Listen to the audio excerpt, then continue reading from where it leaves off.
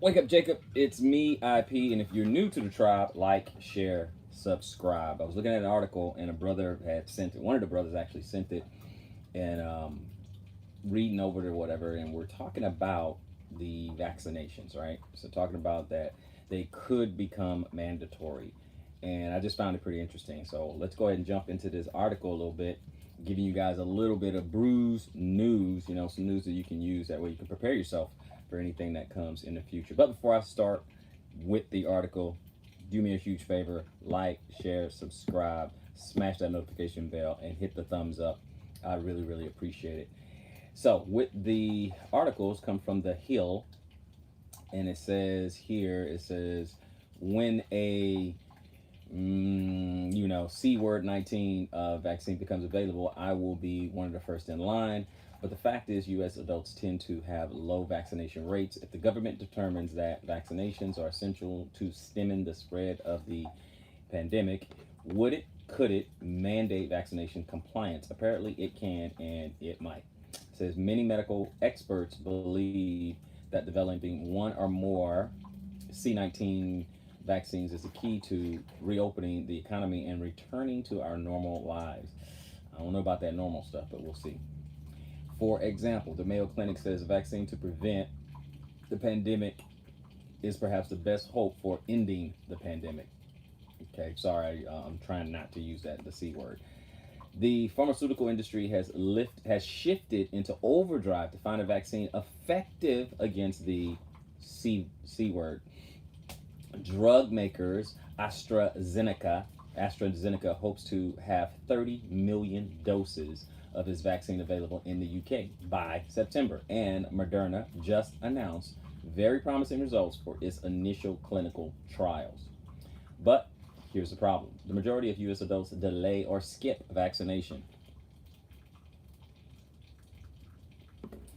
The Centers for Disease, or the CDC, encourages adults to be immunized for a range of diseases. The flu vaccine leads the CDC's list that includes tinnitus and diphtheria every 10 years, shingles, pneumonia, and several others. Consider the flu vaccine. It is one of the most affordable and accessible vaccines available, and yet the CDC reports the adult vaccination rate over the past decade has ranged between 40 and 45%. Fortunately, the same 10-year graph shows a much higher flu vaccination rate among older Americans, between 65 and 68% of seniors, but only about 30 to 35% for 18 to 49 years old. Here's the kicker, guys. Children typically have much higher vaccination rates because all states require them, with certain exemptions, before children can enroll in public schools. And that is the rub. That's where they get you. Okay, your children are going to have to get it. If you want them in public school, that's what's going to have to happen. Now, if you homeschool or online school, you don't have that problem. So think about that. You think about that. That's how these butter muffins can get you. While a small percentage of Americans oppose vaccinations on religious or medical grounds, most of the unvaccinated apparently just choose not to. That is exactly what the case is, brothers and sisters. Will a coronavirus, it slipped that time. Anyway, will a virus vaccine see a higher uptake rate? Maybe. There is a lot of fear among the public, and that may persuade most adults to be vaccinated. Cost probably won't be a barrier either. About 91% of the population has health coverage. When did that happen? The ACA requires public and private insurance to cover the entire cost of the preventive care, which includes vaccines, and the government may ultimately cover vaccination costs for the uninsured. Even so, it isn't clear that enough adults will choose to be vaccinated to create a herd immunity, i.e., when roughly 60 to 80% of the population has developed immunity to a disease, either by vaccination or having been infected and recovered. Epidemiologists say that what's needed to end the pandemic.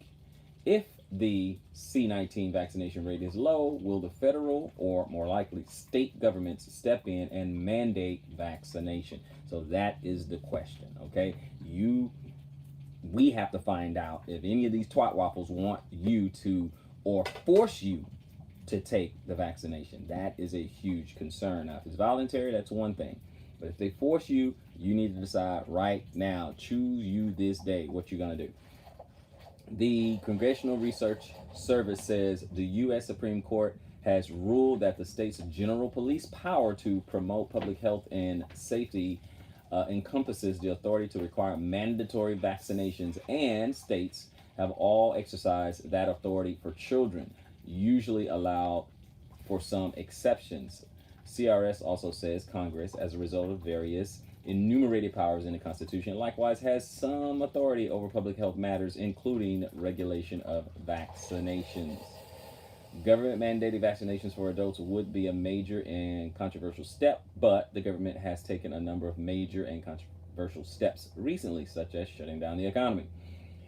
But just because government can do something doesn't mean it should, which is why finding an effective treatment is so important. The good news is the pharmaceutical industry is doing exactly that. There are currently more than 1,100 clinical trials globally looking for a safe and effective C-19 treatment.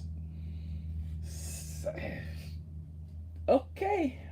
All right, that's what's going on, guys. That's what's going on. Let's see if there's any more. Let's see here. That's just two more. We'll finish it. Treatment doesn't necessarily mean a cure. Of course, there's no money in the cure.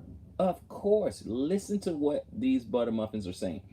A treatment doesn't necessarily mean a cure. We don't have a cure for the flu either, but Tamiflu helps reduce the symptoms so people can recover sooner. Something similar may be our best bet for C-19. Of course.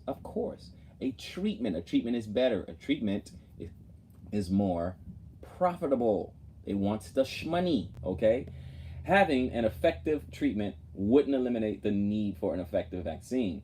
It would simply mean that those who weren't vaccinated, it would simply mean would still have the opportunity to reduce the symptoms and return to their normal lives sooner. That's what everyone is looking for, okay? So the question comes down to, what are you going to do? Are you going to take the vaccination, right? I'm not going to tell anybody what they should do, okay? As for me and my house, we passed. But I'm not going to tell you what you need to do, but you need to decide what you're going to do. Because when those butter muffins come knocking at your door and saying, hey, let's see if you've been vaccinated, what are you going to do, right? And that's what we're talking about here, right? That's what we're talking about. What are you going to do? It's your choice. It's your life. It's your body. It's up to you. Now, some people may reason, hey, we need the vaccine so we're nice and safe and sound and all that. Okay, great. No problem. That's you. And some people are saying, nope, shout out to Tony Baker, but some people say, you come around here, I got a fresh box of skibbity paps for you.